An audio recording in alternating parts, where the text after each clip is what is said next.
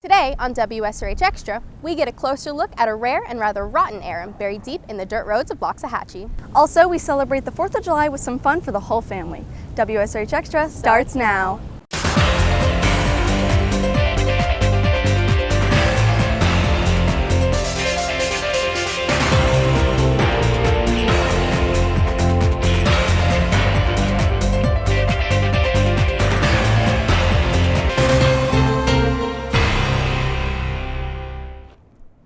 Welcome to this special summer edition of Wsrh Extra. I'm Rachel Clark. And I'm Ashley Pellicone. Summer is a time for rest, relaxation, and fun. While many choose to spend their time traveling, others decide to fill their time with exciting and even educational activities. This summer, Yesteryear Village is giving kids the opportunity to see what goes into growing and caring for our crops. Ashley and I had the chance to get a closer look at the City Kids on the Farm summer program.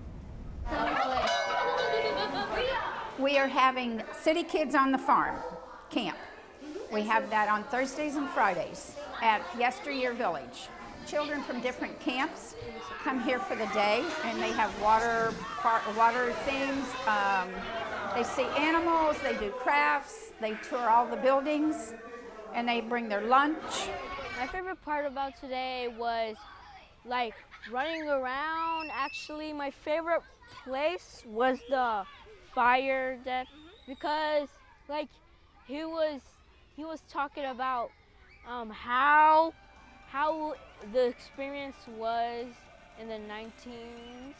I learned how to do their dance. I did it with my friends.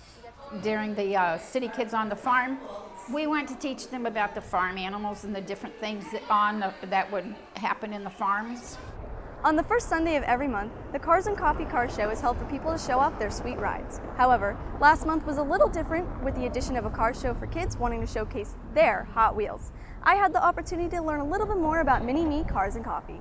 No bumping, no speeding, or you will have your license suspended. In addition to looking at cool cars while drinking a hot cup of joe, this June Cars&Coffee introduced something new to include those who can't get behind the wheel just yet. MiniMe Cars&Coffee, it's a new club for the children between the age 1 and 6. When they come here at Cars&Coffee Palm Beach, have fun with their little electric cars, they join the parade, and we just have a great time, just like mom and dad. For Liz McHugh, this new event was a fun way for her daughter to make friends and kick it into first gear. I asked her if she wanted to do a car show and get to go around a racetrack and get a trophy, and she goes, yeah, I want to do that. So I signed her up. You know, around here you don't have a lot of places for the kids to drive their cars, so it's fun for her to see other kids and race with other kids. Not only do kids get to show off their sweet wheels in park, they also get to show them off in action. We got to ride around the track, gotta go fast. The owner of MiniMe, Sydney Vallon, says he wanted to give his kids a chance to sit in the driver's seat. Having my children in mind, when we used to do events with Palm Beach Classics, we always wanted to include them. So thinking of them, we decided let's come up with a new idea last year, coming up with MiniMe just out of nowhere with the electric cars, and then we just started a new club. As a fun way to fuel up for the summer, many parents sat in the passenger seat as their kids took the wheel. For Wsrh Extra, I'm Ashley Pellicone reporting. On July 4th, 1776, America declared its independence. Fast forward 243 years, family and friends from all across the nation still gather to celebrate. Wsrh Extra reporter Dylan Backer takes us to the family fun and fireworks of 4th on Flagler. Fireworks, music, and family fun activities are all ways people celebrate the birth of our nation.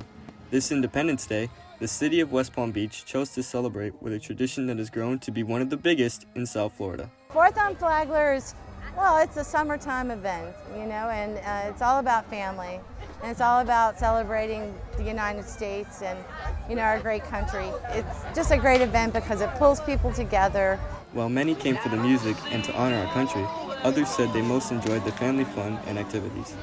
I'm mostly excited for like the bounce houses, bungee jumping, all that kind of stuff because it's just really fun. From adults to children, many said their favorite part was the end of the night when the patriotic festivities ended with a traditional bang. My favorite part so far was probably fireworks.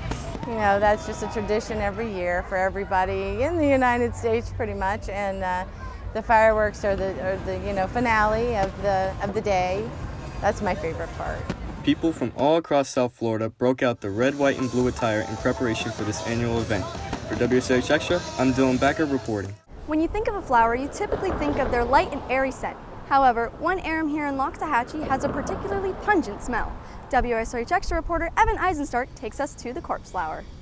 Not everyone has a green thumb, but even the best home botanist would have trouble pollinizing this rare flower that literally smells like something died. It is unusual, it's rare. It was a challenge to get it to bloom. It's actually our second. We bloomed one in 2014. It takes a lot of time, and humans generally over time get lazy, so it needs love over that time. You have to make sure that it stays warm, it doesn't freeze, and it gets water. Those coming to see this rare flower can't quite place what the flower smells like. I think the coolest part of the flower is how big it is, and the fact that it's just one flower coming out of the ground.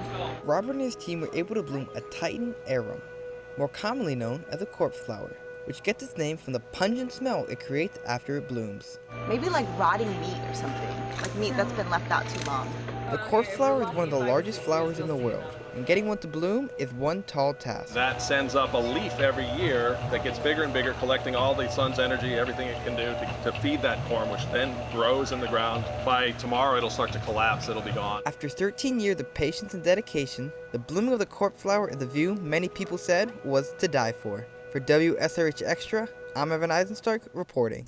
Well, that's it for this special edition of WSRH Extra. I'm Ashley Pellicone. And I'm Rachel Clark. If you have any story ideas, please tweet us at SeminoleRidgeTV.